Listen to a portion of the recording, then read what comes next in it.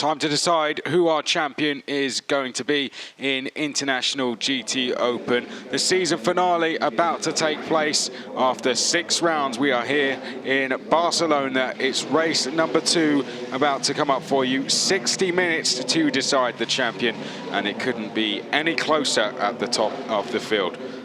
My name's Chris McCarthy. Thank you very much for being with us this afternoon. Very nice afternoon here in Barcelona. And the talk has all been about that race yesterday. What a race it was. If you missed out on it, the race of the season by far. And we had a winning car from the Pro-Am class. Joe Osborne and Nick Moss took the overall victory yesterday.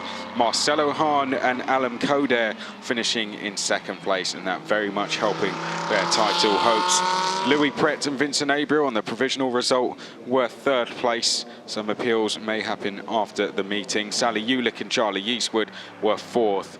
Reece Barr and Jens Ronno Muller were 5th place. They've qualified very well today. We'll get into that in just a second.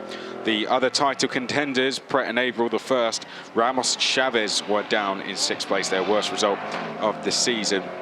Ritchie and Polican, the French pairing, were in 8th. 9th was Kaprinsky, and Clean has not helped their title hopes at all. Given how well they qualified, it was an absolute nightmare of an end to the race for them. Stefan Ortelli and Angelo Negro were just outside of the top 10, completing the top 10, were Brendan Erebe and Ollie Milroy. Had a lot to the race. We had that incident between Milroy and Clean earlier. Clean going into Milroy, that sent them round. They had to get going again. But when they did get going, they would charge back through the field. Brendan Erebe would take over the lead of the race. And then he would go head-to-head with Joe Osborne for the win, the 2 Optimum cars. But there was a lot that happened in between then. 2 safety cars. We had TF Sport leading for the majority of the lead of the race, despite the first safety car. Charlie Eastwood managed to bring himself in a big gap, handed over to Sally Ulick, and it was that 2nd safety car which all kicked off proceedings. After that, it was a real fight to the line.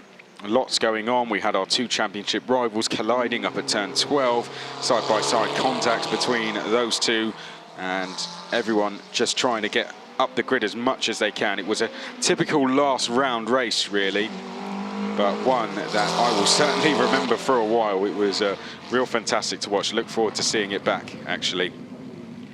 And it means that in the title fight, after drop scores, Pret and Abriel lead on 110 points. Ramos and Chavez are 2nd on 108 points. Ulick and Eastwood are on 95 points. That is how the table looked out. There was an appeal, but we are going off the results as they are. So Abriel and Pret lead on 110, Ramos Chavez 108, Ulick Eastwood 95. Now, what does that mean in the championship? Well, if Ramos and Chavez win this race and Pret and Abriel finish in 2nd, then Ramos and Chavez will win in the Mclaren by 1 point. If Ramos and Chavez finish 2nd in the race in the 59 McLaren, and there you can see it in picture, and Pret and Abriel in the number 17 Ferrari finish 3rd, then Pret and Abriel will win on countback. Essentially, if Ramos and Chavez in that 59 McLaren don't win, then they will need to beat Pret and Abriel by at least 2 positions. And there is the 17 Ferrari in the lead of the championship on countback. Couldn't be much closer at the front of the field. Now, Chavez and Ramos, as much as that bad result affected them yesterday, they dropped that score, but what it has done for them is it means they only have a handicap of 65 seconds, whereas Pret and Abriel in frame have 80 seconds. So they're going into this race with a 15-second head start. So it was the first pole for Louis Pret in GT3. What a time to do it. If he finishes in the top 2, he will become champion. Starting alongside him, his debut in a GT3 car, his first race in over a year, but Reece Barr, 19 years old, has put the Honda NSX Evo in its debut outing on the front row of the grid. He will not score any points nor block any, so that is something to keep in mind. Chavez, well, he needs to win, as I said, or beat the number 17 Ferrari by 2 places. There's Miguel Ramos, could become a champion for the 2nd time and the most successful driver in history in this championship if he wins today. Stars of the show yesterday was the number 72 McLaren, Joe Osborne, taking his first overall win alongside Nick Moss.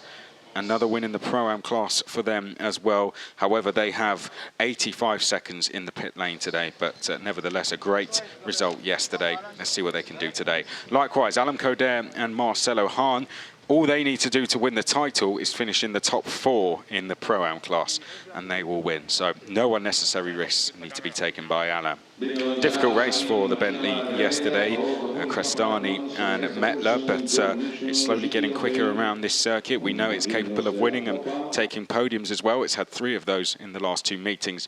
Let's see if they can add another to end the season. This car, to stand any chance in winning the title, needs to win the race and hope it all goes wrong for the other 2. But Ulick and Eastwood, they've got a big race coming up in Bahrain in just a couple of weeks' time. So good result here will give them a confidence boost going into that. Number 7, Erib and Milroy. Brendan putting a stunning performance yesterday, fighting for the lead for a huge amount of the race. And in the end, a spin was all that cost him a podium. An overall podium, that is, as well. Here's this number 61, second in the Le Mans 24 Hour back in 1997, Jerome Polican. Good to see him out. The Acura ASP team manager of that team, likes to come and have a play in this championship. Here's Patrick Koprinski. He needs to win the Pro-Am class to stand a chance of winning the title. If he does that, he has to hope Marcelo Hahn finishes 5th. Patrick Koprinski getting better and better all the time. There's Stefan Ortelli leaning into the car. Angelo Negro inside it. Angelo Negro will be hoping for a clean race today. They featured quite well at times yesterday. Let's see how they go today. Now, this was the car that caused a lot of the controversy, actually, due to the fact that it spun twice, bringing out safety cars. Mott Rostan and Claude Yves Gosselin will be hoping to just bring it back in one piece and stay out of everyone's way today. Aldo Vestante, your champion in GT Cup Open Europe. Had a chat with him yesterday, very happy to have wrapped up that title, but said it's not been easy and this race won't be today.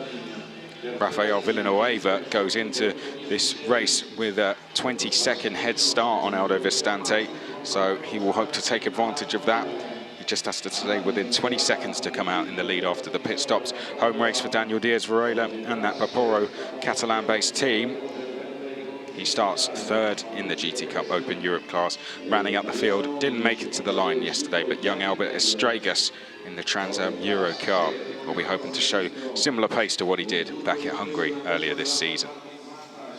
There's the grid. We're all lined up. We're almost ready to go. It's a calm start at this stage, but very shortly we are going to be charging down towards turn number 1, and it will be every man for himself at that stage.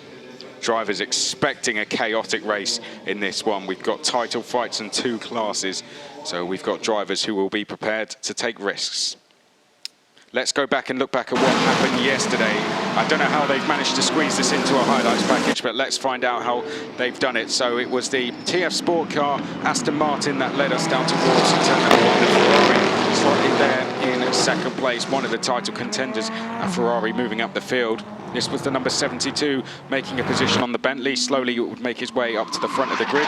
This was when the first safety car was brought out, as the Lamborghini was beached into the gravel. Afterwards, the Aston Martin would lead, but Ulick would slowly be swamped. That was the Ferrari going down the inside of the chicane. This was when Brendan Erib was then fighting with his teammate, Joe Osborne. Sadly, he would have an off at turn number 1 in the latter stages of the race, and that was the Ferrari going through to take 3rd place.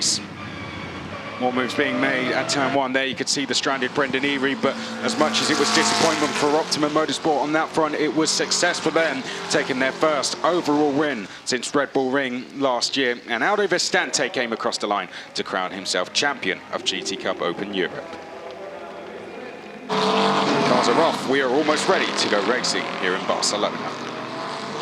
Okay, here we go then. This is the grid for the season finale. Are you ready for this one? Your leaders by 2 points are on the front row. Pole position, Louis Pret. Young Reece Barr alongside him in 2nd. 2 points behind the pole sitters. Enrique Chavez sits in 2nd place. Joe Osborne will start from 4th.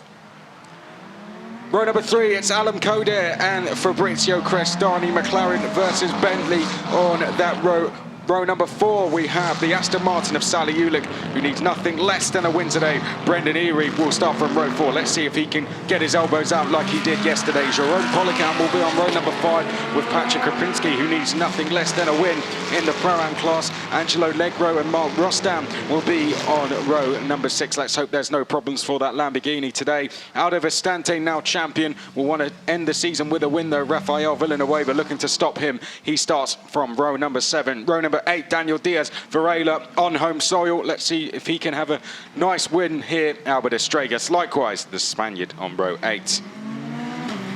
So we know the situation now in terms of the championship. The ones to watch, the 17 Ferrari and the 59 McLaren, both starting on the inside of the grid.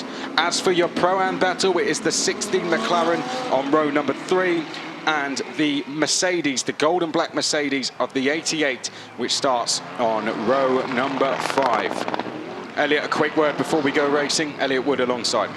Yeah, I've been at the GTOpen finale for the last 2 years. Like I say, this is probably the most dramatic race of the year, and it hasn't even started yet. I just know it's going to be full of action, full of drama, and probably full of a few unhappy faces at the end of the race, to say the least. Well, it's McLaren versus Ferrari for the title. The Ferrari just needs to finish inside the top 2 to win the title. However, it has a 15-second disadvantage to the McLaren, which starts directly behind him, the number 59. The 33, can we see the Honda NSX Evo win on its debut? They round the chicane, and for the final time in 2020, we are about to go racing. As we look down the start-finish straight, Pret will be to the left of your screen, and barring the Honda will be to the right of your screen. 1 hour to decide who will become champion, and the lights go green for the final time in International GTOpen. Pret leading Chavez down towards turn number 1. We've got Alam Coder coming through into 3rd place. The Aston Martin in the red trying to sneak through there as well to the right of screen. Enrique Chavez trying to go around the outside, backs out of the move in the end. Oh no, and Louis Pret's gone straight on. Rejoins the circuit in the lead. He's going to have to go round the bollard, and a disastrous start for Pret. He will rejoin in 2nd place as they make their way up towards turn 3. So a perfect start from Enrique Chavez. He now leads going down towards turn 3. The Ferrari there of Pret is 2nd. Coder is 3rd. That looks like the Bentley of Fabrizio Crestani making a move on Sally Ulick. So a good start from Crestani. A bad start for the Honda. Reese Barr has dropped down to 6th place, it seems, as they now make their way around turn 5 and down towards turn 7. The Honda down to 5th, in fact, just behind the McLaren of Joe Osborne, with Alan Coder in 3rd. The start has become under investigation. We'll pick up more details on that as and when we can, but already drama, and we've only just got started.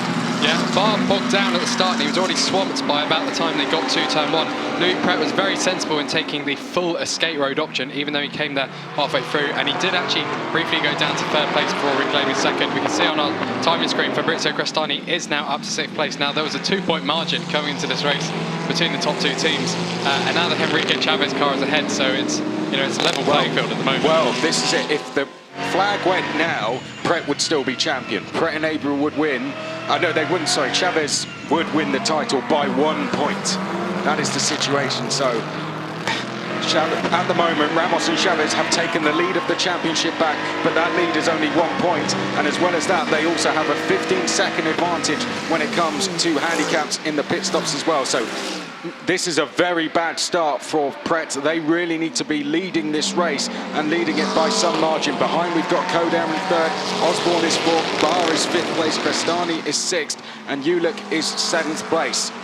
We wait to see who's going to become a champion. We've got a long race ahead of us. The pit stops will start in 21 minutes and 40 seconds. That's when the driver swaps will happen.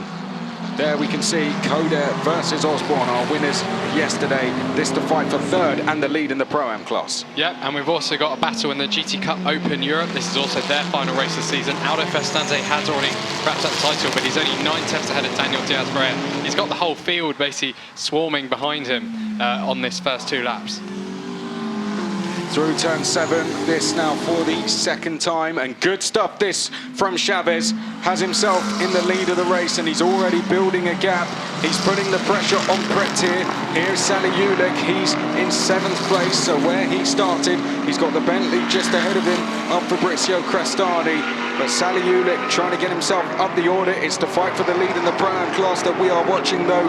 The number 16 car, which looks set to become champion of that class, is leading the way. Alan Coder versus Joe Osborne, two of the pro drivers in both of those teams.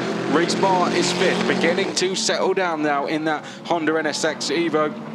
Then we have Crestani, Ulick, Kaprinski, E-Reeve is 9th, Polican 10th, then it's Negro, Rostan, and then we get to the lead of our GT Cup Open Europe battle. And Joe Osborne has been given a reprimand due to breaking the formation before the start. Now that is because the drivers have to be aligned as they cross the line and they're given the green flag. There's already a 1.529 second advantage between Henrique Chavez and Louis Prat. Henrique Chavez has just set the fastest lap by over half a second quicker than anyone else.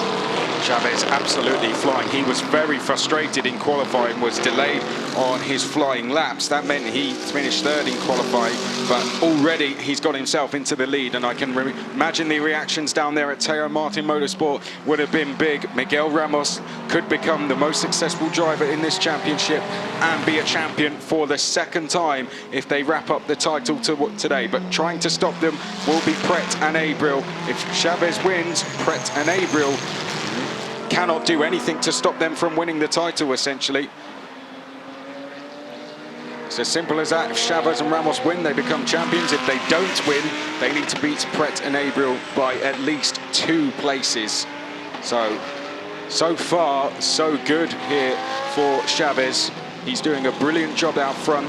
1.8 seconds ahead of Louis Pret. And Louis Pret just trying his best to limit any damage here, as Chavez, you can see, is fired up for this one. This is the battle between Aldo Vestante and Daniel Diaz, between Daniel Diaz Varela and Rafael Villanueva. Sorry, that's a change in positions that we have just seen, with Diaz Varela going into second place in GT Cup Open Europe. And Louis Prat has just set the fastest middle sector of anyone by only 0.09 seconds ahead of Chavez, so he's closed that gap down to 1.8 seconds. Already a big battle, and here's a replay of the start. So let's have a look at exactly what happened then between our 2 title contenders. Pret's leading, Chavez is second. Pret heavily defending. Chavez is going to pull over to the right-hand side. Chavez was thinking about going around the outside, seen that Pret was running wide, backed out of it, and Pret had to go all the way around the escape road there. A sensible decision there to take the full escape route, and that would give the lead to Chavez. Here we ride on board with the Aston Martin, I think this might be. This is Sally Ulick. Oh, and contact there. That was with Reese Barr. There we can see in the red, that's Sally Ulick. And as Reese Barr turns in, there was contact there just off screen. And that was the reaction down at Teo Martin Motorsport. Miguel Ramos to the right of picture, though, sat there, calm as ever. Oh, no, and Angelo Negro's been turned around by Mark Rostan. He will not be pleased with that at all. So a collision out on track. And Angelo Negro, the one who has been turned round. Now, there was that reprimand for Joe Osborne. That won't mean a penalty. It's just a warning as he comes round turn number 9. He seems to have a little bit of a gap to Coder ahead now. Likewise, 2 bar behind. The top 7 have broken away from the rest of the field, but they are not together as one because Chavez and Pret pulling away from everyone else. Chavez now with a lead of over 2 seconds, but effectively his lead over Pret is actually now 17 seconds with the handicaps. Yeah, that's an interesting fact. Alan Coder leading the battle third, is also leading the Pro-Am class battle. 1.5 seconds covering Coder, Joe Osborne, who we're seeing on screen now, and Reese Barr. So that's a podium battle times 2, essentially. And further down, we do have the AM battle. Polisan and Rostan, they're 11 seconds apart already as we finish the 4th lap of this race. Henrique Chavez extends his lead again to 2.38 seconds. Now, thinking back to all the other GT Open races we've had this year, Miguel Ramos has been particularly quick when he's been doing the second stint in the car. And the fact that Henrique Chavez is already pulling away, he's going to have a so much easier job. As much as we say that, it's, you know, that's a lot of pressure to put on a driver when you give them the car, but he will be coming out with a lead. Now, Coder, of course, fellow Teo Martin car, so they would, I'm sure, help if they would sure give a position if they had to, but the Honda could be one to come into play, but the Honda will not score nor block any points, so you have to say that this is looking very, very good for Chavez and Ramos so far. Looking at who could stop them from winning this race. Maybe one of our Pro-Am cars. It is hard to spot one so far. Reese Bar for Brito Crestani, maybe the Bentley is not carrying any success penalties, so we'll be in the pits for the same amount of time as Chavez and Ramos. As we can see, this is Angelo Negro trying to get himself back up the order a bit. Now in the mix with the GT Cup Open Europe cars, trying to get through without causing any drama. Will come down the inside now at turn 7 and through he goes. Albert Estragas is already in the pits, afraid to say. Chavez out front is fired up though, and he's done another fastest lap, 1:45.458. He comes past the commentary box window to cross the line, and his lead is now just under 3 seconds as he beats his fastest lap. And here we are side by side, Daniel Diaz-Varela and Rafael Villanueva in the number 10 there. That's Diaz-Varela being pushed wide, Villanueva diving down the inside, and Villanueva, good opportunistic driving. He's going to go back through into second place in GT Cup Open Europe. Yeah, and Henrique Chavez went half a second faster than anyone on the lap just gone by. 1:45.362. Next best lap is 1:45.8 by Alan Kader, currently in third place, leading Joe Osborne and Reese Barr in the Pro-Am battle. Now there's the incident involving cars 14 and 4 at turn 14. That is the chicane at the end of the lap. That's now under investigation. I would expect a penalty would be handed out for that. Here's a replay of that move to the right of screen. That's Villanueva, and that is textbook stuff. Brilliant move there. Diaz-Varela in the end having to take to the escape road, but good stuff there from Villanueva. Gets himself up into second place. Diaz-Varela slightly delayed in Angelo Negro going through. Good stuff in the Cup class there. Drive through for car number 4. And that is Mark Rostan who caused that collision, so he's going to have to come through and into the pits. Chavez and Ramos, so far on countback, they are going to win by 1 point if the race stays as it is. It's as simple as if they win, they take the title. If they don't win, they need to beat the 17 by 2 positions. We'll keep an eye on things as we go on. It's after the pit stops where we'll really know what the situation is, and those pit stops will be starting in just over 13 minutes time. I suspect as things are going, Pret might dive straight into the pits because so far he is struggling to keep up with that pace of Chavez. However, if he does come into the pits straight away, Abriel may be coming out onto a busy circuit and maybe getting delayed by some traffic. So this is things the teams are going to be looking into as we pick up our battle for 4th place and 2nd in Pro-Am class. It's Joe Osborne in the green and black versus the Honda NSX of Reese Barr. Ran turn number 3 and up towards turn number 4 now.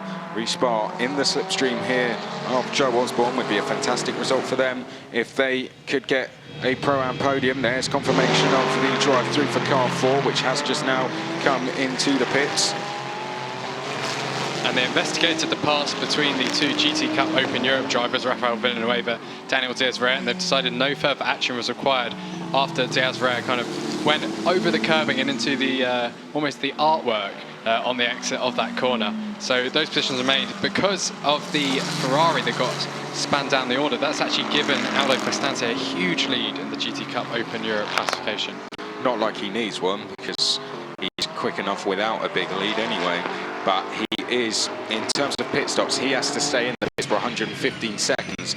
Villanueva only has to stay in for 95 seconds. Currently, Villanueva is 8.7 seconds back from Crestante, which means in handicaps applied, he's actually 12 seconds ahead. So Villanueva's job is just to stay within 20 seconds until the pit stops, which come up in about 11.5 minutes time. Here we ride on board with the Aston Martin of Sally Ulick. Out of the chicane he comes and he makes his way up to the final corner. It's been a real tricky end to the season for those guys. We're looking really, really strong throughout, but luck just started to turn against them after they got spun round at Monza in the second race. All of a sudden their season started to fall apart a little bit. They didn't have a great first result at Spa. The second, they could have potentially got a win. In the end, after some traffic, they had to settle for second. And yesterday, they had a very difficult race, which when you watch the first part of it, they perhaps should have won, but the second safety car really made things difficult for them, and they would eventually get caught up in championship fights and drop down the order. But before that second race at Monza, they'd had 5 podiums and they'd had 2 wins. A shame for them, but they will have a chance, if they don't become champions today, to crown themselves champions in Bahrain in a couple of weeks' time. As we see Alan Coder just getting a little slide on.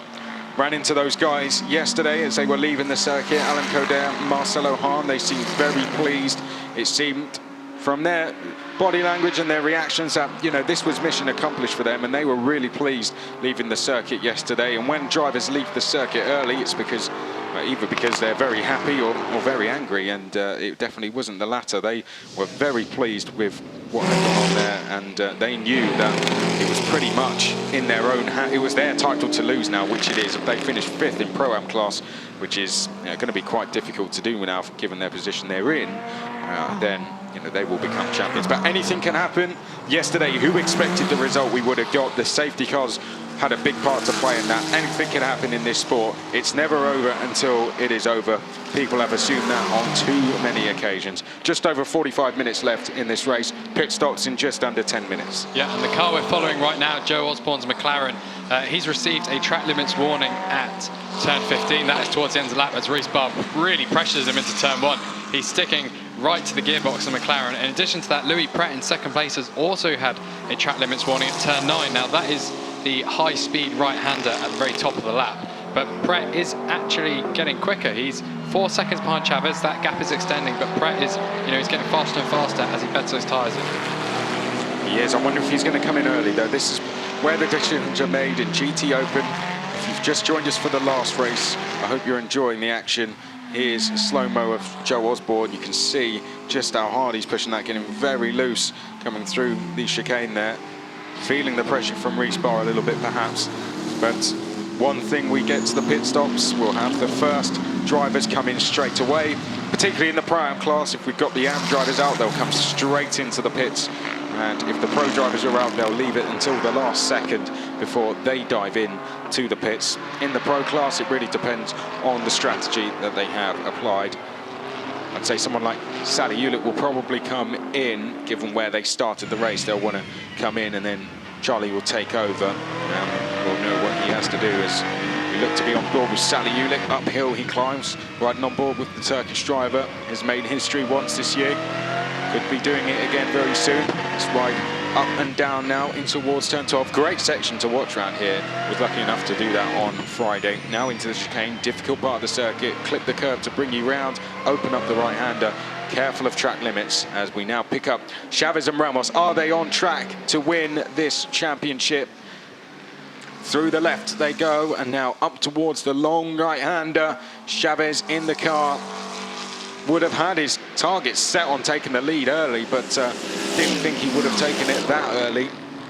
Here we can see Patrick Kaprinski with Brendan Erie just behind, and then Jerome Polican watching on in third in this queue. Overall, this is your battle for 8th. There is Brendan Erie.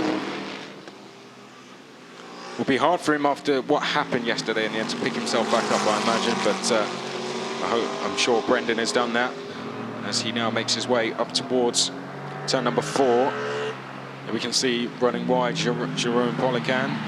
Brendan Erie now making his way through turn 4. Good little battle this he's got going on with Patrick Kaprinski. If they stay close together, then Christian Klein and Ollie Milroy will be the two that jump in those cars. And, well, they had an interesting fight yesterday. Yeah, the McLarens in particular as well fought alongside each other for, I think, was it 2 laps in a row? Just side by side every single corner, yeah. This corner here, Brendan Erie went round the outside of Osborne, and then at this corner, Osborne went round the outside of him. It's absolutely brilliant stuff. And they kept it clean, which is remarkable.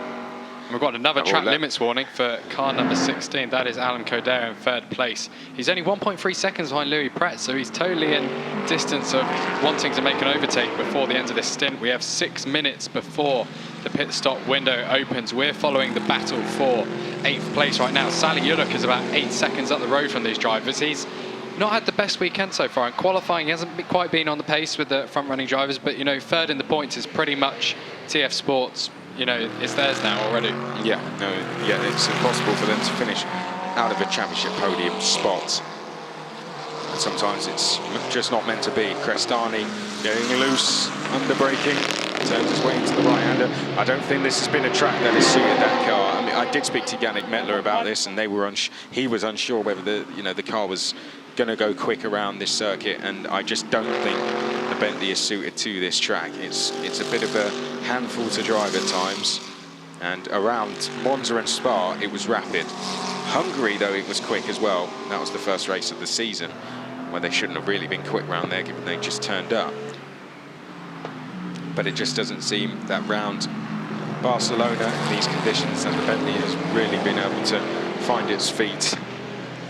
Here we can see Kroprinski. He's done well over the last two laps to build himself a gap to Brendan Eerie. 40 minutes left. We are approaching 5 minutes to go until the pit stop window. When the clock to the top left of your screen hits 38 minutes, then we will be away for our pit stop. Ramos and Chavez in the lead of the race. This is where they need to be by the end to guarantee themselves as champions. 15 points for a win, 12 for second. That 3-point advantage takes them above Pret and Abril and into the lead of the championship by 1 point. Yeah, and I think you'd rather be the chaser rather than the driver being chased at this point. Obviously, on track, we've got fairly constant conditions, I think, through this race. The sun isn't setting yet, and that always causes complications when you have races later in the day at this circuit due to the direction the pit straight heads down to. And we're watching the Bentley now. Crestani on brakes going into turn one, never really looks comfortable, but that car is quick. It's gapped Sally Yulit behind by 4 seconds, is 10 seconds behind Barr, but remember, Barr did start on the front row, was in that kind of lead battle of 5 cars at the start and pulled away, and we're now following the battle for second place. We can see over the last 3 laps, Alan Cadet has actually got closer on 2 occasions. Louis Pret faster by 0.047 seconds on the most recent lap, but I imagine they're going to be fairly even through the first sector. They have set almost identical times, so this is a battle that's really brewing and could go on for only 3 minutes more, because that's when the driver change window opens. I think he'll be straight in. I wouldn't be surprised, shall I say, if he comes straight into the pits. They've been asked to go to race control, team manager of 17. That could be a track limit related incident where that is, this is your last warning, or it could be something to do with the start, who knows. But 5 seconds is their gap, and they have 15 more seconds to spend in pit lane. The task of Abril when he jumps in that car is really not going to be easy at all. And in about 3 minutes, we may see him entering the circuit for the final time of this season.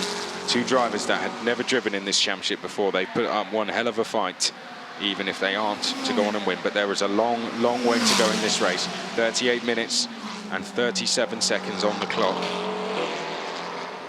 Anything can happen in this time. One safety car, and everything closes up again. And that's all it could take. Problems in pit stops could happen. Incidents with back markers. You just never know. There's all matters of possibilities, and all of those, plus this is a very hard circuit. One mistake and things could change dramatically. Aldo Vistante in screen for you. Has his eyes on potentially GTOpen next year. Would love to see him in a GT3 car. As a GT Cup Open Europe champion, I think it would only make sense for him to do that. But he loves that Porsche that he's driving. Up the hill comes Louis Pret. I think perhaps has been a little bit rattled by the start of the race. It was a real tricky start for him, and I imagine it's been hard for him to settle himself down since that happened. For Chavez, a chance opened up for him, and he took it, and since then he's made the most of it. As much as things can fall in your favor sometimes, you have to make the most of it to make it work, and Chavez has so far done that, and done that convincingly.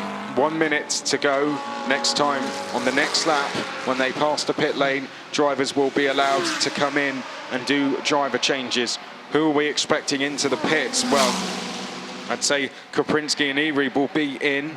Potentially, Negro will be in as well, potentially Ulick as well. And given the situation, I wouldn't be surprised if Louis Pret is to come in either. We can see some of the teams already heading out. That looks like Teo Martin are out. They run the McLaren, so they are maybe expecting one of their cars to come in. Here is our race leader. Enrique Chavez doing a perfect job so far.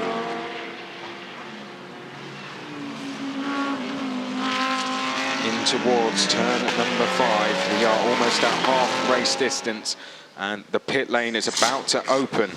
That looks like Miguel Ramos is getting ready to jump into that car. And Miguel, when he gets in, all he has to do is hold on to that lead. I say it's all he has to do, and making it sound easy, it isn't. Right, pit lane is open. Who are we going to see coming in first? Chavez approaching some traffic, just has to get by without any problems. He does that. To remind you, for any viewers that haven't been with us for the duration of the start of this race, the situation is this car here, 2 points behind the number 17, which runs in second on drop scores. If they win the race, they win the title. If they finish any lower than second, they have to beat 17 by 2 places. Round the chicane, oh no, they're getting a little bit delayed there, and Chavez is in. Right, leaders and provisional championship leaders come into the pits, and we see them going past. Ramos is getting ready. Miguel Ramos could become the most successful driver if he wins today, and as well as that, he could become champion for the second time and add to his 2015 title, where he won here to take that title. 65-second handicap compared to the 80 seconds for the number 17. Here comes that number 17, so they will lose another 15 seconds to the championship leaders as they come into the pits. Vincent Abriel will jump into the car. He knows now what he has to do. Yannick Mettler is going to jump in the Bentley. There you can see it. Fabrizio Crestani is out of that car. We also have the Aston Martin in. Eastwood is going to jump in that. Christian Kleen will be in JP Motorsports McLaren. Ollie Milroy will jump in the McLaren, taking over from Brendan Eri. Manuel Cerqueda will be jumping in for Daniel Diaz Varela. It is a very busy pit lane down there, isn't it? Aldo Vistante is yet to come in. The number 4 Lamborghini is in as well. Albert Estregas is sadly out of this race, it appears. The drivers that have stayed out are Alan Coder, Joe Osborne and Reese Barr, and Jerome Polican has stayed out as well. Angelo Negro yet to come in, Aldo Vistante and Rafael Villanueva. But there is Miguel Ramos. Can it be a historic day for him? He now leaves pit lane, and once the pit stops are over, he will be in the lead of this race. Here's the drivers who need to beat the 16 by 4 places to become champions. There's the number 17. It now comes back out onto circuit. Vincent Abriel is going to have a fairly empty track ahead of him, and he can waste no time. Oh, we're having a battle already. Straight out the pit lane. Charlie Eastwood does not want to mess around in that Aston Martin. The red Aston Martin trying to get past the Bentley as they now round turn number 3 up towards turn number 4. Charlie Eastwood putting the pressure on Yannick Mettler straight away. Yannick Mettler not budging so far, but Charlie Eastwood will not want to waste any time here. Yannick, no slouch though. This could be a good battle over the first few laps of this second phase of the race as we come through turn 5. And Yannick Mettler slotting in to 8th place provisionally, and Eastwood in 9th as we ride on board with Eastwood. Hit the brakes down through turn number 7, and now we rise back up towards turn number 9. Eastwood, when I spoke to him before the race, he was expecting a fight, and he's going to get straight into that fight. He's going to try and take to the Bentley, which will be his first victim as he comes downhill, makes his way through turn number 10. 2 race-winning drivers so far this season going head-to-head on screen for you. Bentley versus Aston Martin.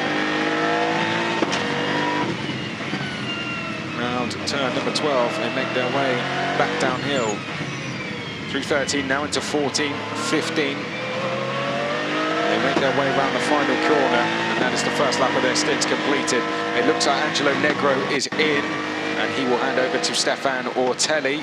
Stefan Ortelli jumping in that car, but Coder, Osborne and Barr stayed out. We need to pick up what the gap is now between Ramos and between the drivers in chase of Abreu. Yeah, Vincent Abreu has set the fastest second and third sectors on his outlap, so he's definitely closed in. And remember, we did actually see the leading McLaren get compromised on his pit entry, so I imagine this gap's going to be a lot closer as they align themselves after this pit stop sequence is complete. That's when we will know. Once the pit stops are complete, then we will know exactly what the score is. While we are waiting for that to happen, we're going to be treated to this great battle between the Bentley and the Aston Martin, Mettler versus Eastwood. And they look absolutely neck and neck with each other, don't they? As they make their way down towards turn number 7. Hitting the brakes there, Yannick Mettler. Uphill once again. Charlie Eastwood chasing this man here, Yannick Mettler in that Bentley.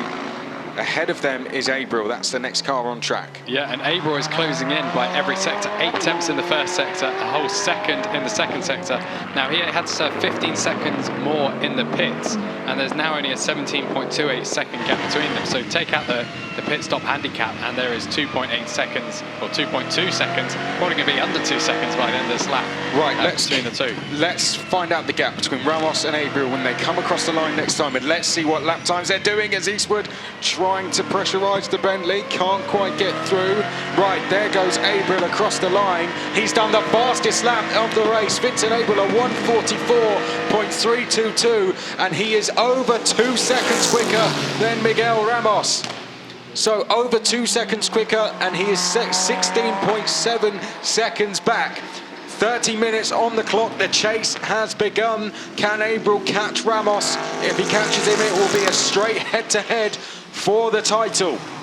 Meanwhile, Yannick Mettler and Charlie Eastwood fight with each other here. Yannick Mettler is trying to keep Eastwood at bay. He's now starting to defend. Oh, Eastwood trying to get through, can't quite find a way through at turn number 4.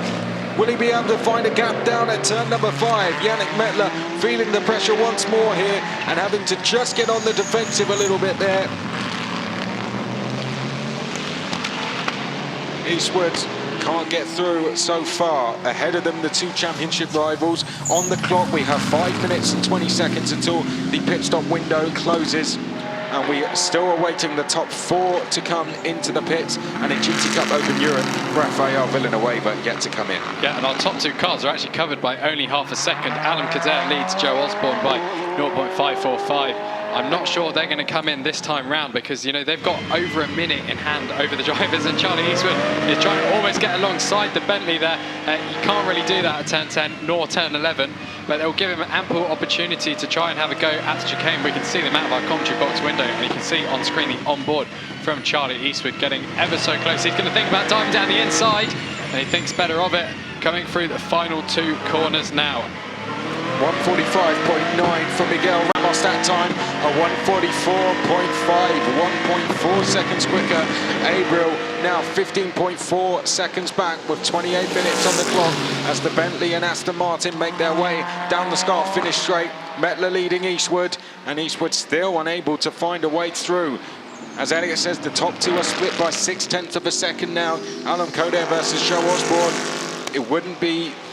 I'm sure Joe Osborne and Alan Cadet will probably just follow each other around here. They're both very capable drivers, and they've only got 4 minutes until they're going to come into the pits and hand over to their teammates as Eastwood once again trying to force a mistake here from Mettler, but Mettler is doing everything required of him to keep Eastwood at bay. Eastwood trying to sell the dummy into turn 5, can't quite do it. Can't get the switchback either. Good defensive line taken from Yannick Mettler there as he keeps Eastwood at bay. Great racing this. I'm sure they're both going to be really enjoying this, knowing the pair of them now. I mean, getting to know the both of them quite well. They'll be loving this, I have to say that, as they now come through turn number 9. And looking down at pit lane, Jerome Pollicand is in. Mauro Ricci will now take over in that car. And you have to wonder, they want to end the season on a high. All this battling is costing them 1 to 2 seconds per lap to Vincent Abreu up ahead. Obviously, Abreu is running around a second quicker than Miguel Ramos, who is the leading pro-class runner. But these two drivers clearly are capable of winning the race, and he's almost, I think he has actually just touched the rear of the Bentley of Yannick Mettler there. Charlie Eastwood coming into the final chicane now. Is he going to attempt the same move he looked at doing last time? Covered off. Isn't, yeah. But by backing out through this corner, it's going to give him a better run exiting the final corner and onto the pit straight. There was 2 tenths separating them as they crossed the line on the previous lap. We're going to see it as they go past the start-finish line this time, and it's 0.286 seconds again. The Bentley has the legs down the straight though, and so far that's just enough to not for Yannick Mettler to not feel the need to defend. So Eastwood unable to get through. The gap update between Ramos and Abreu is now 14.2 seconds. It was over 18 seconds when they exited the pits around 4 or 5 minutes ago, and it's already down by 5 seconds.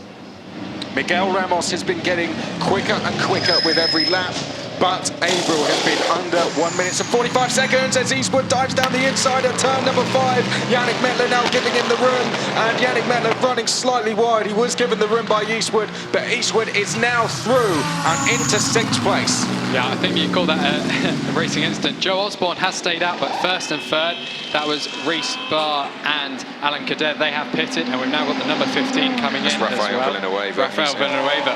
So Joe Osborne leads the race now by almost a minute from Miguel Ramos, who's only got going down 13.8 seconds to Vincent Abreu in the Pro Class battle, and what we'd expect to be the overall lead battle in this race. So we have Alan Codet in, he's handed over to Marcelo Hahn. Joe Osborne will be in shortly. Here's a look at the move, and just a good move there. Eastwood saw the opportunity to go through. Yannick Mettler gave him the space, and through he went. I'm not sure if that was Yannick Mettler just opened the door for him there. It almost seemed like Yannick Mettler led him through there. Either that or it was just Yannick Mettler ran wide, but Eastwood is now through, and he is now into 6th place and already has a substantial, that'd be unfair. He has a bit of a gap, few car lengths. Here is the Honda. This is now Jens Renault Moller and Marcelo Hahn, who looks set to take the Pro-Am title behind him. And he's actually jumped the McLaren in the pits as the Honda, so great pit work by that team. They'll be probably fighting for 3rd overall now. We haven't seen the Bentley come through yet. So, oh no, we're now seeing the gap. So 53 seconds between Osborne and Ramos, 13.2 between Ramos and Abreu. That's getting down by a second per lap with 24 minutes to go. Joe Osborne's now in the pits. He's going to hand over to Nick Moss. So we can forget about that lead gap. The lead battle now is essentially 13.2 seconds. Marcelo Hahn 6 tenths behind Jens Renault Moller. Charlie Eastwood 5.3 seconds back. So the Aston Martin has lost out to them during the pit stop phase, but he has put 1.8 seconds over Yannick Mettler since overtaking him just a lap ago. Well, it has to be said, the 16 was carrying 5 seconds more handicap, so that's where the change between those two has come. So that's why the Honda is now ahead.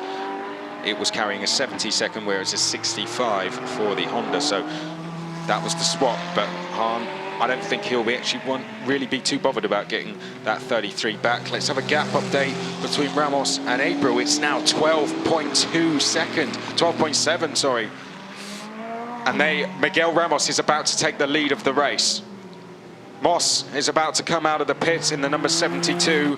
When he does, he will not be in the lead. Ramos has gone through and past the start-finish line, and Abreu has gone through as well. So here is Miguel Ramos. He's now back in the lead of the race. Abreu in 2nd place. There to the far left of your screen, you'll see the green and black Honda. Nick Moss now in that. He makes his way through, and when we have him back out on track, we'll do a full update as standard procedure and tell you exactly where we are in this race with just under 23 minutes remaining. Moss now rejoins the circuit, and it looks like he's come out behind. Let's have a look as he comes now through the left. He was certainly behind Yannick Mettler. So here is our race leader. So Miguel Ramos leads by under 12 seconds. If he wins the race, I feel I'm repeating myself here, but to remind you, if he wins the race, he wins the championship. If he finishes 2nd, he has to beat Abreu by 2 places. So really, this is a head-to-head. Whoever wins out of 59 and 17 take the championship. It's as simple as that. Ramos has 11.8 seconds to hold on to and has 22 minutes to keep that gap. Moller is third, Hahn is fourth, Moller leading the Pro-Am class. Eastwood fifth, Mettler sixth, Clean seventh, Moss, Milroy, Ortelli, Ritchie, Gosselin, Vestante leads GT Cup Open Europe by just under 2 seconds with pit stops completed. And the fastest driver on track right now by some margin is Charlie Eastwood. Since getting past that Bentley, I think he was pretty much bottled up in the TF Sport or an Aston Martin, because he's been in personal best sectors 4 sectors in a row. His fastest lap of 1 minute 45.114. Almost 2 seconds quicker than most of the drivers on track right now. He's closed the gap from 5 seconds to the car in front down to, well, it's now down to 1.441 to Marcelo Hahn. So in 2 laps, that is a pretty big gain on Hahn. He's going to go into 4th place overall. He's obviously a pro cast runner, and Marcelo Hahn is in pro. And we're seeing the gap between Vincent Abreu and Miguel Ramos on screen now. It's getting smaller every single time they go by. And a 1 minute 45.6 last time by Abreu, only a 1:47 for Ramos. So 10.9 seconds now with 21 to go. And Hahn's made a mistake that is going to allow Charlie Eastwood to go right around the outside of turn 3 and move into 4th place overall. Marcelo Hahn, just be sensible, Marcelo, because if he finishes 5th in class and Clean wins, he loses the championship by 1 point. He just needs to make it to the flag. I mean, I know everyone who's in that situation would probably want to win a championship by taking class win, but points-wise, he's actually leading the class. Moller will score no points in the Pro-Am Championship, so the full 10 currently will go the way of Hahn. There you can see the championship points. Currently 1 point, the gap between Ramos, Chavez, Pret and Abreu. That is after drop scores. Here we can see a replay of how Marcelo Hahn lost that place. And yep, just too wide, too much speed going in. Eastwood, thank you very much. He would have gone through, no doubt, a couple of corners later anyway. Moller will be his next victim, as he will now go into 3rd. Whether he'll be able to go any higher than that all depends on whether the top 2 battle. Gap update, top 2 now split by 10.3 seconds. That gap was just shy of 20 seconds when the pit stops are completed. We're not even halfway to the end since those pit stops are done, and the gap has halved. It is now 10 seconds. I can't imagine what the tension is like down at both Teo Martin Motorsport, who run that McLaren, and AF Corsa, who run this car you see in picture here. It's going to be extremely tense. Abreu, with every lap, is taking more and more time out of Ramos. And as the gap comes down, the nerves of Ramos are just going to keep rising. And the energy inside that 17 car is going to keep going up. 9.6 now, after 1 sector on this lap. And Abreu's teammate, Stefano Ortelli, is currently under investigation for an incident with car number 15. That is Alberto Di Martin, a GT Cup Open Europe driver. I don't think we saw that on screen. He's currently down in 11th place. Ortelli hasn't had the greatest season so far. As we go back to the battle, I think that's Miguel Ramos behind the Ferrari. So that is Stefano Ortelli, I believe. Yes, it is. And he's being held up here by a Ferrari, funnily enough. This is Nick Moss being passed by Ollie Milroy. That's Nick Moss very much getting out of the way for Ollie Milroy to go through. Am driver letting a pro driver through there with 20 minutes to go. Sensible driving. Yeah, and Miguel Ramos has definitely been held up because he's lost another 0.7 seconds to Vincent Abreu in that second sector alone. 9 seconds now, 18 minutes to go. He's still not got through. He's still, I mean, we've got to be fair to Stefan Ortelli. Stefan Ortelli is an extremely quick driver. So however, the rules are the rules. If there's blue flags, you do have to let them by. Yeah, that's true. But Stefan Ortelli is quicker, and he Well, if he feels Ramos is slower, he will not let him through. And he just flashed his light, Stefano Ortelli, which isn't allowed in GTOpen. But I can see why. He wants to get past Mauro Ricci for 10th place, who is the AM class leader. So he's actually in a battle of himself, and he's got the McLaren right behind him. Miguel Ramos is free in line right now. Miguel Ramos cannot find a way through. He's going to have a look at turn 5. That's going to be the best place for him right now. But at the same time, Ortelli might want to take the inside line to dive down the inside. There's no contact as of yet. They're going to come back downhill, and Ortelli has made the move. So I think he was handed the position there, whereas he's not going to do the same to Miguel Ramos. Ramos now laps the Mercedes as well. He's still stuck behind this Ferrari. Let's look at the gaps. Another half second second loss to Vincent Abril. He's only 8.4 behind this battle now. Stefan Ortelli must be grinning inside the car right now. He's helping his teammate out by every meter he is driving. But Stefan Ortelli is the driver that we saw at Monza work his way through to the lead. He was at Spa, he qualified on the front row. He's an extremely quick driver. Ramos knows that himself. And Abril is absolutely flying meantime. Oh, and a slightly, ever so slightly defensive line there from Stefan Ortelli. But Ramos, you know, he's not all over the back of him here. As you can see, Stefan Ortelli in the Ferrari. This is the McLaren of Ramos. He's actually pulling a little bit of a gap here. The gap is now 7.5 seconds between our two championship rivals. Whoever finishes ahead between the two wins the championship. It's as simple as that. Currently, Ramos has the title by 1 point, but if he loses the lead, he loses the title and his chance to become the most successful driver in international GTOpen history. And Aldo Festante did a good job there, letting both of them by. However, he did then cut across the final chicane, so that could lock him up. In fact, we got blue flags for car 48, so that's Stefan Ortelli still. Ortelli's been given that for 2 laps. Now, at this very circuit last year, we had the exact same problem. Tom Onslow Cole was in a battle of his own. I think he was fighting for 5th place, and he was being lapped by the leading drivers, but he was lapping quicker than them every single lap. And the stewards didn't know whether to issue a penalty or not. So we look at the lap time of Ortelli, a 1:47.930. Miguel Ramos, a 1:48.192. So Ortelli is faster than Ramos on merit right now. There's Enrique Chavez. He's not going to be very happy with what he's seeing, that's for sure. But look, Stefan Ortelli is pulling away. Ramos, if anything here, I would say... Second place. He's got 2-second penalty. Vincent Abril, 2-second time penalty for not completing their pit stop handicap time. Well, that is big. That means Abril has to now pass Ramos and beat him by 2 seconds.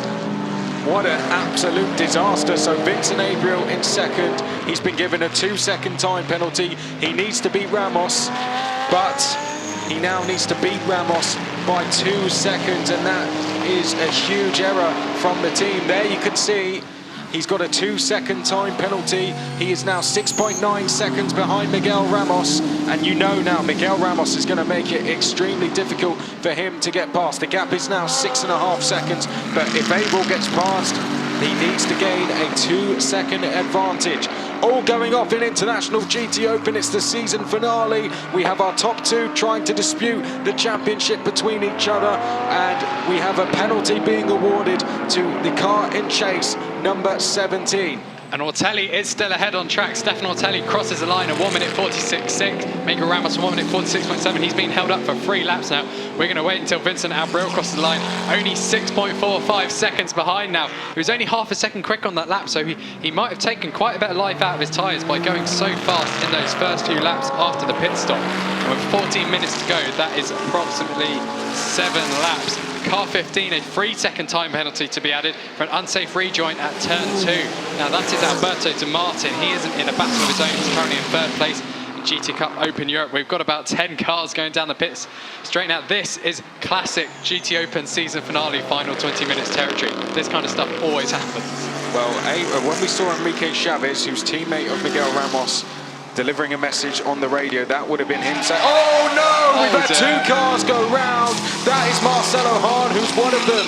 And Daniel Diaz-Varela is the other leader in our Pro-Am class in the championship, has tagged another driver, and I fear that could lead to a penalty. Ahead, Christian Kleen has now gone past. He now goes past Ollie Milroy, and Kleen, in terms of points, has the lead. If Marcelo Hahn finishes 5th in the points in Pro-Am, then Kleen wins the title. So Kleen now has 5 points. Hahn currently has 3. If he loses a place to Nick Moss and to Ortelli, then he loses the title. Yeah, and Ortelli is still ahead on track of Miguel Ramos. You know what? I think if I was Ortelli, I wouldn't mind clocking up a penalty right now. He's helping his teammate every single lap. Another half a second in the first set. We're going to see a replay of the incident. That is a very silly move from Marcelo Hahn, I'm afraid to say. There was absolutely no way that was going to work. And he either anticipated that Daniel Diaz-Varela was going to get out of the way, but if he didn't, then as a championship leader, I'm really not too sure what he was thinking going for that move, because that was just never going to work. That looks to be Stefan Ortelli, goes past another back marker, the Lamborghini, and the gap now between Ramos and Abril is 5.5 seconds, and this championship could be decided by a penalty if Abril is to get past Ramos. And Ortelli got a lot of dirt on his tyres there because he basically cut across the first corner. You can see him looking a little tentative going to first corner. And we've got the Bentley hounding down the Honda going into turn 1 now. That is for 5th place. 4th place. 4th place even. 0.326 seconds separating there. He's going to go through. Renault Moller has just not had the pace of those, young guns, shall I say, this weekend. And Fabrizio and Yannick Mettler is certainly one of those. And Moller is not going to make that difficult for him. Sensibly, he's in the lead of the Prime class, but Clean is very quickly catching. There's too much going on in this race to keep up with everything. So apologies if we're not giving everything as much credit as we should, but when we've got a title fight on our hands and a penalty at stake, then it's very difficult to keep up with what's going on throughout the rest of the field. But we have the Honda NSX Evo in the lead of the Prime class, but we have Clean closing in. And if Hahn is to get something like a drive-through penalty, then that could see them in with a chance to go and win the title. And I'm not sure if the Ferrari's still ahead, but the gap between the top two has come down to under 5 seconds. 45.939 for Abril last time round. Ramos at 46.8. They're about to come round the final corner at this moment in time. 26 laps, there's 11 minutes to go. I think there's 5 laps left, and there's a 5-second gap. So Miguel Ramos crosses the line at 1 minute 47.333. Vincent Abril literally a few seconds later, 4.3 seconds between those two drivers after 27 laps. This is your battle for 4th in Pro-Am class. Points-wise, it's the battle for 3rd, though, with the number 33 being a guest entry into this round. They do not score any points, nor do they block any points. And this is Marcelo Hahn, who really just needs to keep himself to himself now, with Nick Moss crawling all over the back of him, and the gap is coming down further. Abril on an absolute flyer. He needs to gain 6 seconds, 4 to get past Ramos, and then a further 2 to get the win. And Stefan Ortelli has been commanded by the stewards. He must let Miguel Ramos past. So that he's going to have to obey to that now. Stefan Ortelli is going to have to let Miguel Ramos go through. I don't think he's holding him up, but it may be a distraction that is coming in the way of Miguel Ramos here. With all the blue flags waving, he will be getting more and more frustrated. And, the rules are the rules, I guess, and he's going to have to let him go through. Yeah, and over the last 2 or 3 laps, Ortelli has actually been the slower of the 2 cars. And he does it at turn 10. He allows Ramos through. Now, I guarantee when his teammate, Vincent Abril, comes up behind him, he's going to let him pass Of course, yeah. 2 seconds. There is his teammate. 3.3 seconds. The gap is tumbling now in the final few laps. Abril can see Miguel Ramos. He has to get past him, and then he has to get 2 seconds. So it doesn't matter who's leading at the line, it matters about the gap. If Abril is leading, he has to have a 2-second gap to become champion. We may get to the final sector and not know who's the winner by the time they cross the line. 2.9 seconds. Further 4/10 taken out in the last 10th. He'll be jumping in the seat, Vincent Abril, here, as he can see Miguel Ramos just ahead of him. Now we look at the lap time of Stefan Ortelli.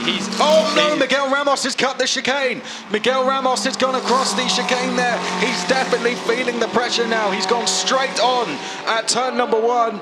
And Miguel Ramos, will that be something that's looked into, Elliot? I imagine it will be, and we're about to see a replay. He goes a little too deep. It looks like there is definitely dirt on the entry to the corner, but he takes the full escape. No, he doesn't take the full escape road. He doesn't. So that is definitely going to be investigated. I'm not sure if there's going to be a penalty. You can see Enrique Chavez is nervous about that. 10 spaces. He's nervous about that. Miguel Ramos, he got a bit scared there and just planted that throttle, and that's extended. That's not brought the gap down as much as it perhaps could have been. And there's gravel there through turn number 7. That almost caught Ramos out, and Stefan Ortelli weaving behind. He's trying to distract Ramos here. This has actually worked better out for the AF Corsa team. Here's Abril warning Ortelli, I'm coming. And Ortelli, he can see he's filling the mirrors of Ramos. Under braking, he's going in the mirrors, and that's going to be distracting Ramos. Very nervous in that car. And Ramos is now under investigation for rejoining turn 2 before the bollard. Now, in previous occasions, we've seen a 2-second penalty applied for that. There's a 2-second penalty for Vincent Abril at the moment, so it could become all even. Now, these cars don't have any lap traffic ahead of them, so Miguel Ramos isn't going to be held up, but he went very slowly through that final chicane there. They're about to complete the 29th lap of this race. Well, let's see what Ramos's lap time is. He crosses the line. It's a 1 minute 47.172. Vincent Abreu, a 1 minute 46.209. 1.976 seconds between these two cars. There's 7 minutes 20 left of this race. It's a 1 minute 45 lap. We could get 3 or 4 laps into this action-packed full of drama. Well, there could be, there could be a penalty. I did sit in the driver's briefing, and I'm glad I did now, because they did say, they do show the bollards. Here is a look at something else we've had. That's the Honda running wide. Renault Moller, he's going to let clean go through, and Milroy's going to go round the outside. Sadly, any chances of a podium have just disappeared there for Renault Moller, as both Milroy goes through, Christian Clean likewise. They appear to be working together here as we hit the brakes for turn number 5 without any penalties for Ramos. Abreu still needs to get through. Stefan Ortelli in the Ferrari pulls out of the way. Abreu goes through. The next car ahead of him is his championship rival, Miguel Ramos, who will be defending like crazy. Warning flag for car 59. I'd say that means no penalty. Yeah, I think so too. Unless he's done it again, but we didn't see that, so it's fairly safe now. However, Vincent Abreu does have a 2-second penalty in the car behind, and he needs to finish at least 2 seconds ahead if he wants to win the title against Miguel Ramos. He's taken 4 tenths out of it. There's the AF Corsa, guys. Absolutely nervous. They haven't had 2 drivers win together as a pairing in this championship since 2012. Miguel Ramos last won this championship in 2015. And we follow Ramos through the final chicane. Miguel Ramos is only 1 second ahead of Vincent Abreu now. They're going to come down the pit straight. He's within slipstream distance. He could be making an overtake soon. He crosses the line at 1:47.2, and it's a 1:46.0. 0.8 seconds has gone below a second. Vincent Abreu is only 8 tenths behind with 5 minutes to go. So 5 minutes, I think 3 laps maximum.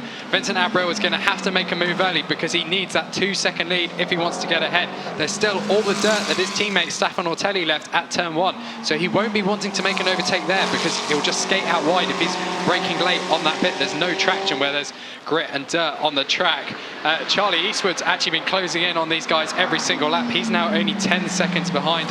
He's not going to be close enough in these final few minutes, but the title battle is playing out on our screen. It's also the lead battle for the final race of this very special season. Head-to-head between Ramos and Abreu. We're at turn 5. Abreu needs to get by quickly. Then he needs to build a 2-second gap. For Ramos, he can defend, make that task very difficult for Abreu. Even if he lets him through, all he needs to do is stay within 2 seconds, but he certainly won't do that, and he's going to be very, very nervous inside that car. A lot of pressure on the shoulders of Miguel Ramos. Likewise for Vincent Abreu. They make their way down to turn 10. Are we going to see a lunge from the number 17 car? He's going to go for it. Abreu down the inside, but he can't get the car stopped in time. He runs out wide, and Abreu is going to lose the championship with that one move. I fear that could be it. Ramos has got a gap now, and I think Abreu too much too soon, and he now is going to have too much of a gap. And Ortelli deliberately slowed down. He didn't want to overtake his teammate there to add misery to that. They still don't have any lap traffic ahead of them, so this is a clear track, a clear battle. Miguel Ramos was only 2 tenths ahead. Well, he's 3 tenths ahead on the last sector. Let's see what his gap is as he crosses the line. First time he's probably extended the gap the whole race. 1 second, it's back up to 1 second again. We haven't seen a gap this big in 2 laps now, and we haven't seen him extend this gap since about lap 4 of this race when Enrique Chavez was in the car. I don't think he's, that anything can happen. One mistake from Ramos and things could change. And you can see Ramos a little bit loose out of turn at number 2 there. But I just think that Abreu... And we've got a huge battle for 4th place at the moment. Yannick Mettler, Christian Clean, and I think the Honda is ahead of them. Mettler crosses the line. He's 0.6 seconds ahead of Christian Clean, who is pretty much coming alongside him down the pit straight. Here we go then. It's not over until it's over.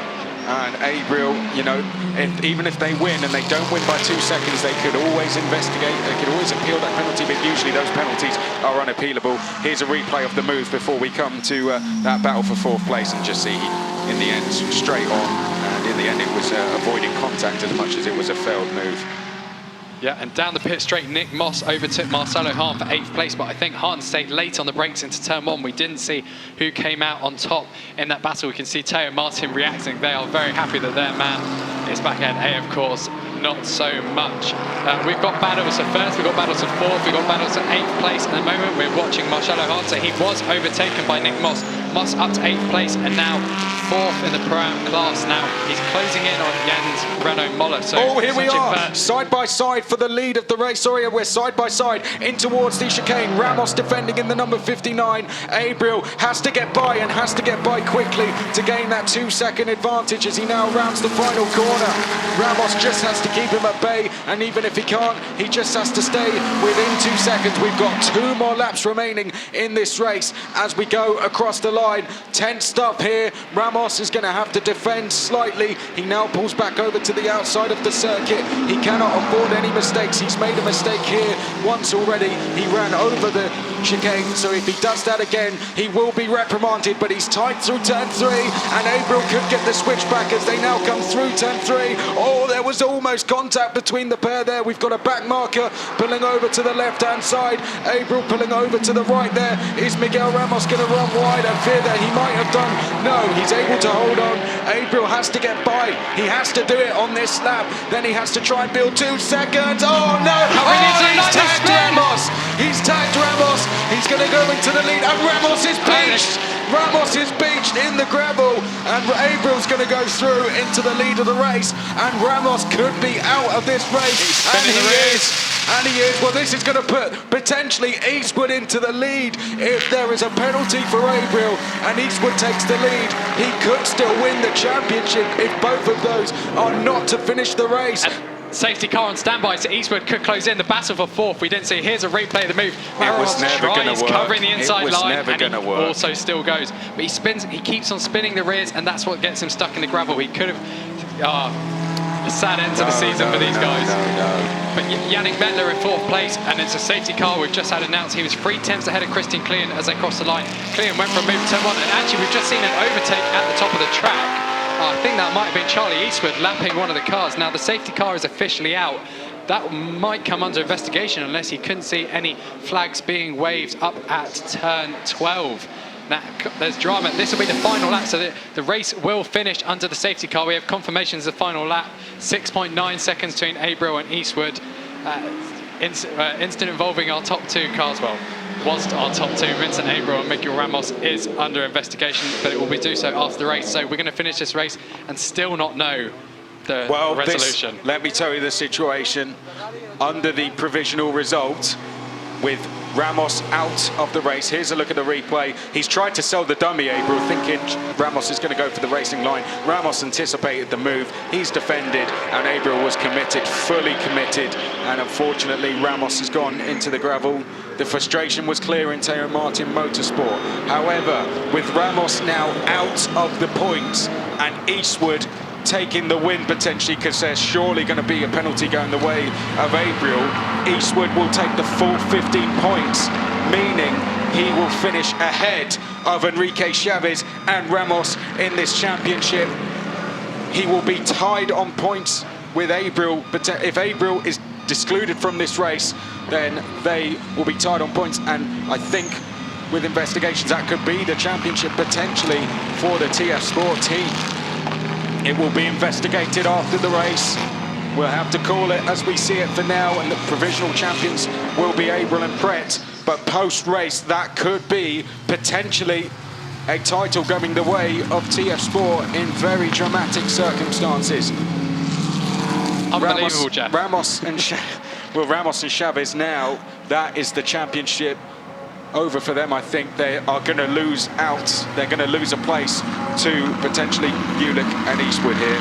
Shall we run through the order on the final lap? We've got Vincent Abril leading, Charlie Eastwood, TF Sport in 2nd, Yannick Mettler in the team Lazarus Bentley in 3rd, Christian Klein in the Mercedes in 4th, Ollie Milroy, the top McLaren finisher, and 2nd in Pro-Am in 5th, Jens Renault Moller in the new Honda entering this race, Nick Moss in 7th, and Ortelli's just dropped down a spot. Here's another look at the incident once again. How did you see it? That was... Ramos was already going to the inside, and both of them were...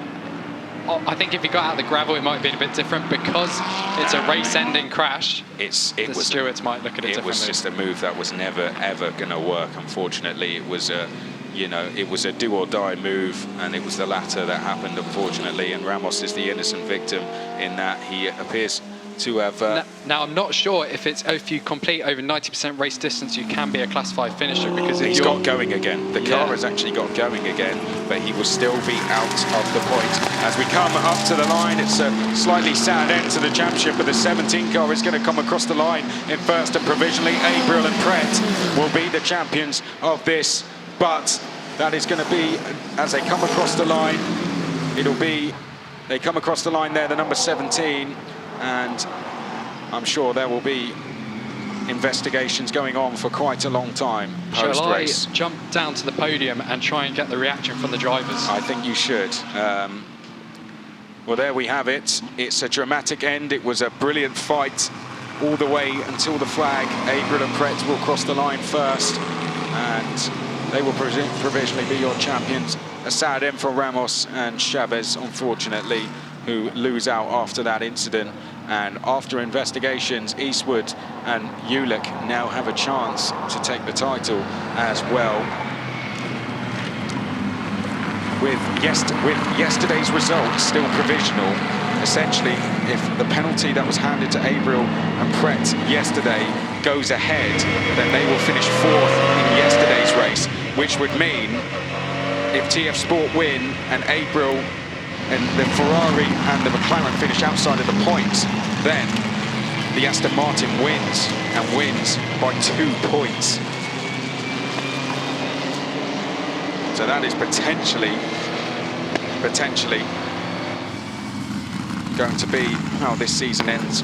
It'll end with confirmation post-race. It seems that across the line that Eastwood and Ulick came across first. Pret and Abriel, Crestani and Mettler finish with a podium as well. Klein and Koprinski finish on the top step of the podium.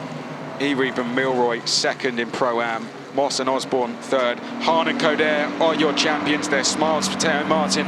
They are your champions officially in the Pro-Am class. Ortelli and Negro fifth. Ricky and Polycand, Akare SB, a successful return to the season for them. Ramos and Chavez, they are out of the points, and they have lost the championship in the most dramatic of circumstances. Rostan and Gosselin 12th. Bastante, a champion already. He ends the season on the top step. Sakeda and Diaz Varela second. De Martin and Villanueva third in GT Cup Open Europe. Albert Estragas in 4th place. Championship-wise, Pret and Abriel are your provisional champions. Enrique Chavez and Ramos second. Eastwood and Ulick third. With drop scores applies, that could change, and with investigations likewise. But as for now, it is Pret and Abriel that are your champions. Here come Sally Ulick and Charlie Eastwood into pit lane.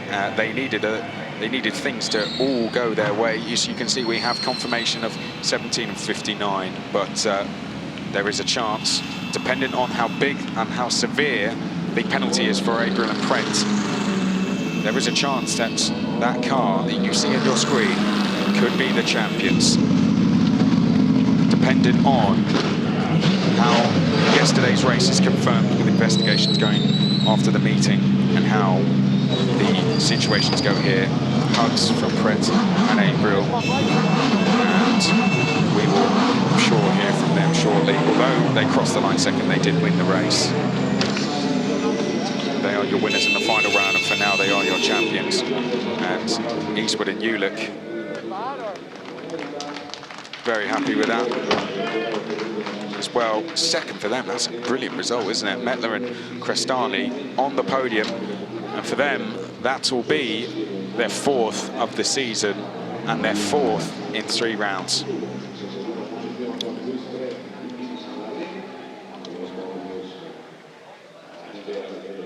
Well, what an end to the season. And there is Vincent Abriel, and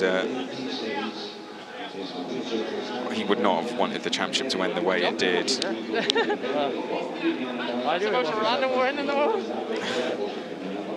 Yeah. Well, they came across the line first, but here we go. Your top 3 then: Yannick Mettler and Fabrizio Crestani. 3rd place, 4 in the last 3 meetings. Abraham Leclerc classified in second place after that incident. And it was indeed the most random win in the world, as Charlie Eastwood said. Your winners, somehow, Sally Ulick and Charlie Eastwood. What a crazy way to end the season. Let's go and hear. I think we're going to go and hear from our winners very, very shortly. Sally Ulick and Charlie Eastwood just preparing to be interviewed now. You might see in the red race suit, Sally Ulick. It's a very, very strange end to the race, isn't it? A dramatic championship, a dramatic end to the season, and an end to the season that won't officially be ended till after. But let's go to Ulick and Eastwood interview. Sally Ulick, Charlie Eastwood, quite a thrilling finale for the season, but all good for you. You win one more race. Sally, how was it in first part? Yeah, I had a bit of a lonely race, really. I thought I made up some space in the first at the start, but then, I mean, we got a bit of tangling with a few cars in the first corner, so lost those positions back, and from there it was a lonely race for me. And yeah, and then Charlie got in and did some nice overtaking moves, and with a bit of luck as well, we won. Happy. And Charlie, of course, quite some action at the end. Yeah, it was with the changeover in Pro Am. I seemed to pass. It felt like every car on the grid at some point, and yeah, obviously there was a massive championship battle up ahead, and we knew all we could do was try and finish the season with a win, and we did. So yeah, quite a confusing end to it, but as long as we're at the top step. Thank you. Well done. Thank you.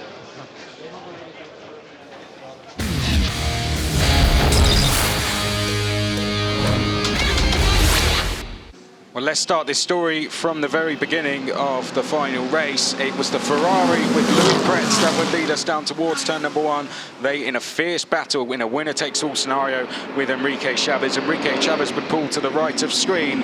Louis Pretz getting a little bit wrong under braking. He would be forced to run straight on, and Enrique Chavez would go through and help himself to the race lead. It seemed Alan Coder in the second McLaren could take second place, but in the end, Pret would hold on. This was one of the best moves we saw in GT Cup Open Europe. Rafael Villanueva down the inside. Daniel Diaz Varela in the white and blue tried to make it hard for him in that Audi, but couldn't quite stop him from going through. Aldo Estante would pull a gap, meanwhile, with all the overtaking going on behind. Pit stops then happened in the race. This was the moment Vincent Abriel got in the car. He had an 18-second gap to chase to Miguel Ramos. Eastwood was fighting with Yannick Mettler. Eventually, he would get through and go into sixth and eventually take the win. He continued to pick off people, though. It wasn't an easy run for him. That was when he got past Marcelo Hahn. The Honda would be a few laps later. Hahn would like to forget about that moment, almost costing him the championship, but he would get going and finish inside the top five. It ended in dramatic circumstances on the penultimate lap. Abriel going into the back of Miguel Ramos there. Miguel Ramos in the gravel. He would lose out to the TF Sport Car, who would come through, and they would eventually go on to win the race. Charlie Eastwood and Ulick on the top step of the podium, and that for the third time this season. Well, it was indeed a confusing end. That was hard to keep up with after the race, let alone during it. And our champions will be confirmed after the race. But for now, our champions are Louis Pret and Vincent Abriel. Eastwood and Ulick had to win the race to stand any chance, and they've given themselves a very good chance. There's Miguel Ramos, and he is going to be absolutely seething, I think. Don't let him near the podium, because Miguel Ramos will have some things to say, I'm sure, to Vincent Abriel after this one. But let's get on with our podium. Some smiles, at least, on the podium. Yannick Mettler and Fabrizio Crestani, brilliant end to the season for them. Well done, guys, in that Bentley. They've turned up this year. They've had a hard job to do, but they've ended with a podium. Vincent Abriel and Louis Pret, second for them, and they are our champions provisionally. But taking the win, and it's their third of the season. Sally Ulick and Charlie Eastwood in the Aston Martin. Fantastic job from TF Sport. they have done exactly what they needed to do, and we'll have TF Sport on the podium, and we'll have our national anthems very shortly.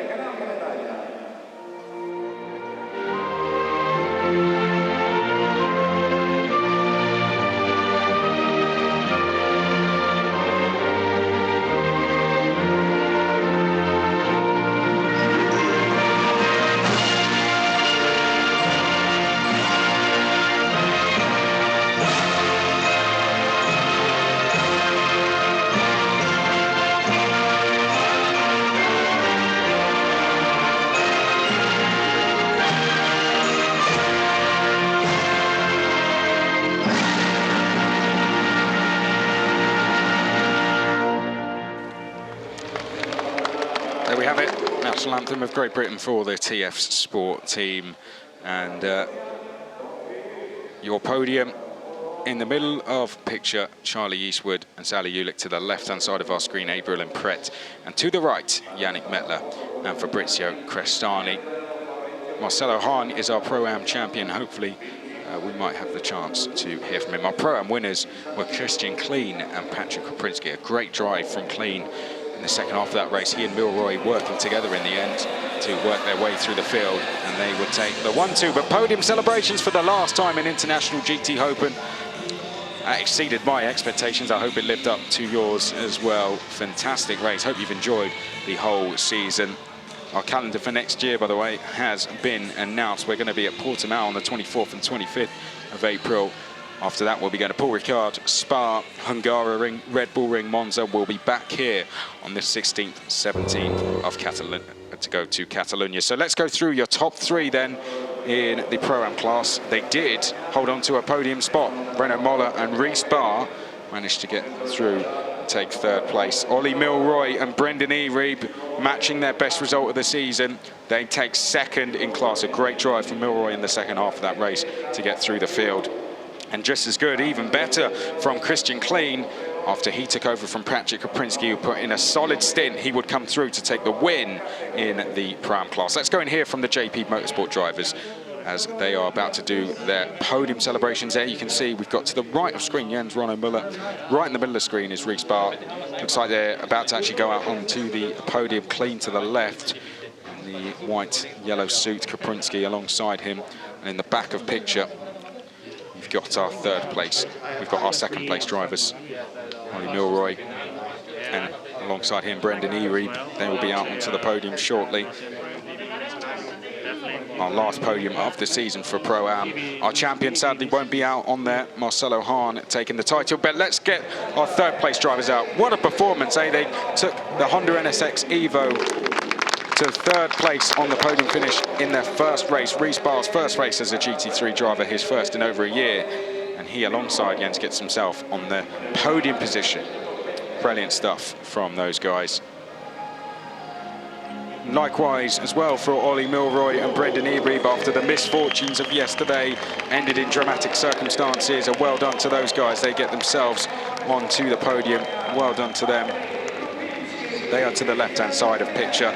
But your winners, Christian Kleen and Patrick Koprinski, they started the season on the top step, and that is where they are going to end it. They come out onto the podium now. Fantastic driving. That their fourth Pro-Am win of the season. JP Motorsport will be out on the podium as well. Brilliant stuff from Christian and Patrick. Trophies in the air then for the last time in 2020. It's been a great battle in Pro-Am, I have to say. Real fierce battle to watch. But that is it for International GTOpen until the 24th and 25th of April. Hope you've enjoyed the racing. Thanks to everyone who has made this season happen. We've done it in 3 months' time, despite all the circumstances we've had to deal with. I'm sure next year it's going to be even better. Join us at Portimao on the 24th and 25th of April. Keep safe, everyone. Until then, it's goodbye.